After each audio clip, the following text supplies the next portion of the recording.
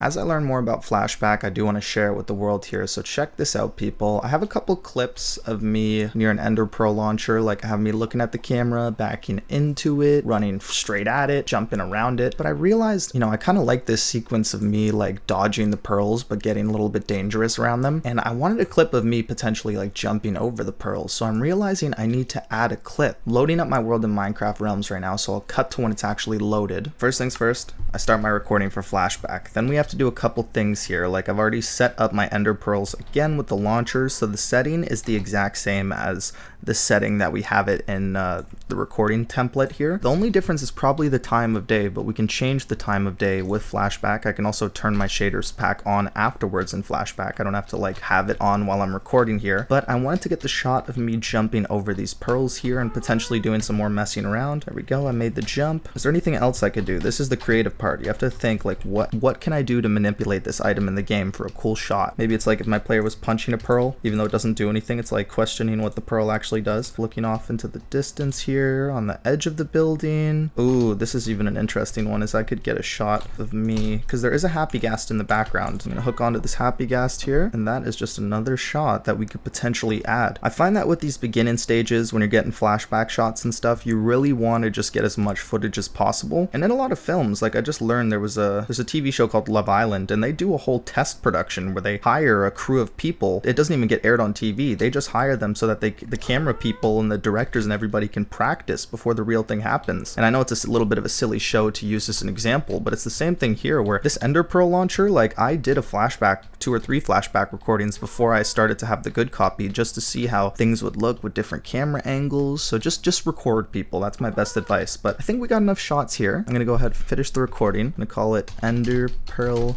launcher. Now we have a second shot of me with the launcher. Now here's what I can do. There we go. This is the original shot I got. Of course I have to turn my shaders on so it looks the exact same. See, now we're starting to get consistency. Well, in this shot I already have the time of day locked to 9600. This is what I'm trying to say. This is my camera setting. This is my exact camera position. I could go ahead and screenshot that and then just copy the settings onto a new project. So thankfully Shadowplay has a screenshot feature. If I press Alt F1, it says there that a screenshot was saved. Cut and rate from this shot to this shot, so we don't want a difference in sky. We need it to be the exact same time of day. So I'm gonna add an element, time of day 9600. We're gonna hold that so it's just always the same time of day. There's rarely any occasions where I ever want my name tag actually showing. I don't think it looks very clean. Not my particular name, I just think name tags in general don't look clean. I'm gonna go ahead and set a camera, FOV. So the FOV should be 70, right? FOV 70, time of day 9600. Check. Go ahead and add a keyframe for that FOV so it stays 70 throughout. Not that anything would actually change. This is kind of a useless step. It's just like a habit I built. Then we'll go ahead and add a camera, 2307.221. Got all the camera settings copied here. So now if I hit play,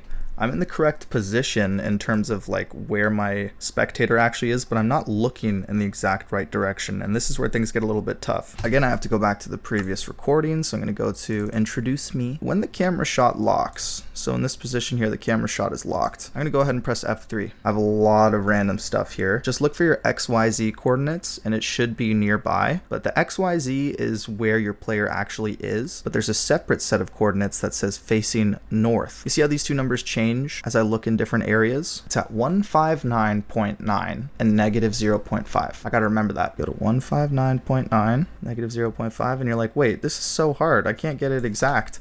Go to controls, mouse settings, turn sensitivity to 0. A lot easier when you turn your sense down. I can lock. I used to not know that tip and it would take me forever trying to get it perfect. Like with that Perry the Platypus short, oh my gosh. I learned this tip afterwards. I can get rid of my F3. I can also get rid of the camera that I originally keyframed and create a new camera keyframe so that not only am I in the right player position, but I'm also looking in the exact perfect direction. There we go. So now if I hit Alt Tab to switch back to Premiere, you're gonna see these shots are identical. Everything's lined up perfectly. And go to the spot where I start to mess around a bit, like when I'm jumping over the pearls. Make sure your settings are like this, 1920 by 1080. That's for 1080p resolution, people. Using maximum bitrate, recording audio. You have to choose a place for it to record to, so I'm gonna go to my world tour file. I hate doing this, but I'm calling it Final Launcher. This is such a classic, calling a file final, knowing that you're gonna probably end up doing another. But if you have a bad computer, I would definitely consider looking into how to cut footage with Flashback. All right, I went ahead and took the rendered file, and now I can kind of sift through the footage and see what the best spots are to keep. Original footage here, new footage. If I press Y